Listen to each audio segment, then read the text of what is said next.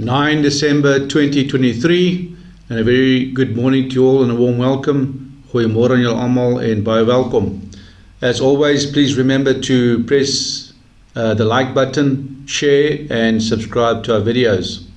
I'd like to start off by wishing you all a very safe festive season, safe travels wherever you're going, and just be careful on these roads of ours. And as we've picked up also over the latest news, Eskom may have issues giving us power for December and January, so keep a torch with you. Right, today's topic I call Let's Think. Let's think this thing through on there's 5 aspects I'm going to talk to you about. And as always, please post your comments below.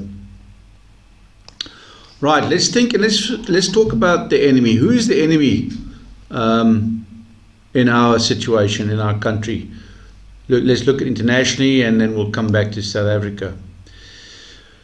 I'm going to talk about the Gaza-Israel issue and what situation or similarities we can have in South Africa if we look what happened in the Israeli Gaza incident of the 7th of October, and of course excuse me, the media that is in circulation on London, that London has fallen. Coming to South Africa, I want to talk about the anti-white initiatives in place in education, the ongoing hate speeches by Julius Malema, and of course the BE regulations coming to farming from the ministerial departments. Thirdly, I want to talk about our people's support towards one another, towards yourselves. Fourthly, why we need to join SBB. And then lastly, why you need to get yourself into a position of dependency and mobility so you're able to look after yourselves going ahead. Okay, the aim as usual, to think, eh? That's what we're here for. We're here to discuss, to think, and to get the light switched on so we can make the right deductions and move in the right direction. Right, first point up, the international happenings, as you all are aware of and have been following the news, media and YouTube. The situation in Israel on the 7th of October, where the Hamas terrorists attacked the people of Israel early morning hours of the 7th of October, and 240 plus hostages that were taken back into Palestine. Can something like this happen in South Africa? Is there an organization, a political organization capable of doing something like this in the South African context? Let me hear your comments. Would the FF be able to do something like this? Would the radical elements of the RET forces be able to do something like this? To stage a situation where there's instability in South Africa. Now, you all have your own perceptions of what's going on in the country. I'm using the Israeli issue that took place on the 7th of October to see if there's something like that could happen in our own country running up to the elections of 2024, should these elections go wrong. The farm murders, the ongoing farm murders, we're looking at 3,500 plus and accumulating since 1994. Would you think that this is a terrorist type operation that has been taking place since 1994 to date? And what could happen running up to the elections by these radical elements in our political space? We also see on the news that, over a period of time, London is falling, and today we read London has fallen. 100,000 pro-Palestinians supporters in central London causing intimidation alike. Now, this was supposed to be a peaceful rally, and obviously things have gone wrong. There's disrespect towards the authorities, their local authorities, and they're not able to do their job. Can they do their job? Has things gone to the point in London where there's no return? If you ask me, I see things out of hand, and I don't see things coming right in London, and I see London following the same path as the rest of the situation in our world, where there's no peace and democracy and respect between all parties, cultures, and alike. Yes, similarly, South Africa has been falling, and today we read South Africa has fallen. Nothing works in South Africa.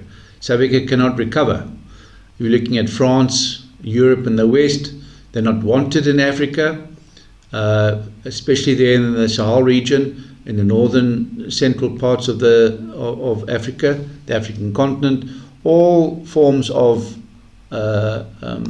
instabilities are taking place, coups are taking place, and of course, let's draw those similarities of what happened there into our own space in South Africa. What can take place up into the running up to our elections. South Africa, recent news is the anti-white initiatives that's taking place. We've learned from President Cyril Ramaphosa that they want to decolonize the education system, and this was mentioned on the 21st of November of 2023. Now, just think about this. Decolonize our education system. You may as well start removing the cars and the bicycles and move back to the feet. This is the realities of what's going on. If this is the thinking of the political leaders, let's just remove the cars. Let's remove computers, cell phones. Let's remove all forms of architecture, engineering abilities, and all hardware and software, and see where that gets the political heavies in this country. Let's look at the ANC situation with the run-up to 2024 elections. Are they going to hand over power? Are they going to accept a drop in their vote and their support base? Are they going to cook the elections or rig the elections? Remember, they are in charge of the forces, the SAPs and the military, and the judiciary. So if they're running this whole corrupt, captured state, nothing stops them from rigging the elections so they can stay in power. Think about it. Let me hear your comments.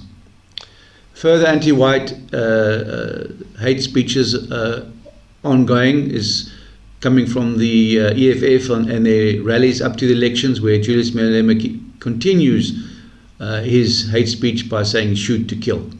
It's in most of his rallies, wherever he goes in whatever province to run up to next year's elections, he's promoting this. He ends off with this, and you can make your deductions of what is lying ahead. How many more times is this going to be sung before something's done, or something is done? Nothing will be done. There's the forces don't have the power, the judicial system doesn't have the power, and the constitutional rights are not abided by, and this is why this thing is carrying on in our space. The AFF will never be accepted to run this country. We need to understand this. Think about it. Let's think. Let's keep on thinking. The AFF will never run this country because the minority is not going to accept it. I want you to think about it. It's a reality. And also, the AFF are not leaving. They're not going anywhere. They're so militant that they are adamant of taking over this country from 2024 onwards. And it doesn't matter what we say, yes, they're not going to get the vote. Something's going to pop out of the hat. And in all likelihood, they'll probably merge with the ANC, because the ANC won't merge with the DA because it'll be seen too white and they'll lose more votes. So they'll probably pull something through where the ANC and the EFF then join forces. And this is not going to be accepted by the minority group. So think about this, where we are going forward after the 2024 elections. We all want it to be right. We all want democracy and the coalition to take place. But if common sense prevails, and if you're a logical thinker and you understand how these radicals operate, there's just no way of peace coming after the 2024 elections. The other issue with the anti-white initiatives of late, as we pick up, is the BE in private business and farming. This is another tool to be used to gain money and to get more money. We know BE has failed, but they're pushing this now into the private business. BE was important if you had state contracts, but the feeding lines is now focused on private business. So what are you going to do in this space? There's just nothing you can do.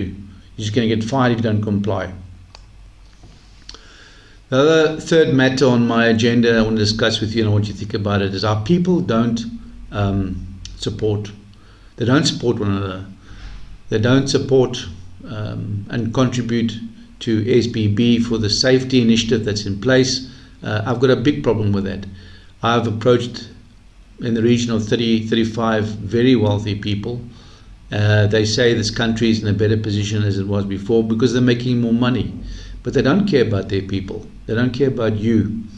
And they're not interested in giving donations. There are a couple that I must mention that do assist, but the majority, 90% plus of the people I engage with, do not commit to helping yourselves when anarchy breaks out. So when this does happen, when anarchy does happen, and these so-called heavies come to the front, do they get a front seat to be looked after and to get again an opportunity to be in the top feeders, or do they get asked to stand to one side? Let me hear what your thinking is in the comments below, because it's a problem. The people don't care about you. The very wealthy do not care about the vulnerable minority. I can tell you this, and at some stage, some naming and shaming has to be brought to the front, because that's how it is. If you're a follower of the Lord, and if you have the Holy Spirit is giving. Now, if you are wealthy and you go to church, you're not giving where it's needed and where it's prioritized, then I must tell you, you don't have the Holy Spirit. There's some serious confusion in your life and your makeup. But let's leave that for a later date. And remember, I shoot straight. I'm not here to play games. I'm doing videos for your safety. We're getting involved for your safety. So we need to shoot straight. We need to call a spade a spade. Right, so why do you need to join SBB? Because obviously it's about unity, strength, and in numbers we have strength, and that's what's important. There's joint skills needed for this reset that's coming down in our near future. There is no peace after the elections. There's no peace up to the elections. You can see, for those of you that are reading the news or are switched on, and I need to say these words because the point has to be made about what's the reality on the ground in South Africa, is that there's no peace down the road. There can't be peace. The RT forces don't want peace. The EFF don't want peace. They say they want peace and they want to provide work for everybody, but it's not possible. So our safety plans need to work. SBB has this national safety initiative that has been well thought through, an appreciation over many weeks to put this plan together, and it's there. It's for your benefit in times of anarchy. The last point I want to talk to you about is you need to put yourself into a position of dependency and mobility. Now, there's so many of you unemployed and have spare time, and you just don't know what to do with it.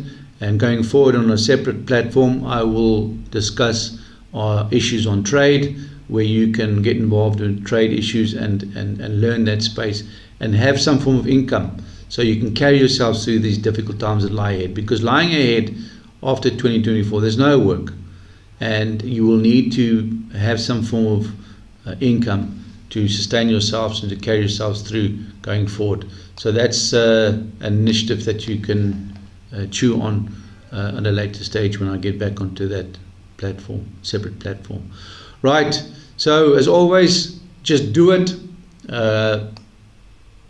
Join SBB, join us, and below is our link that you can follow step by step, and of course kindly spread the word to 10 people tell another people of what's going on with SBB. We need you on board. The time is not far away. In May of 2024, it's just a few months up front, and we need to be ready for the worst case scenario.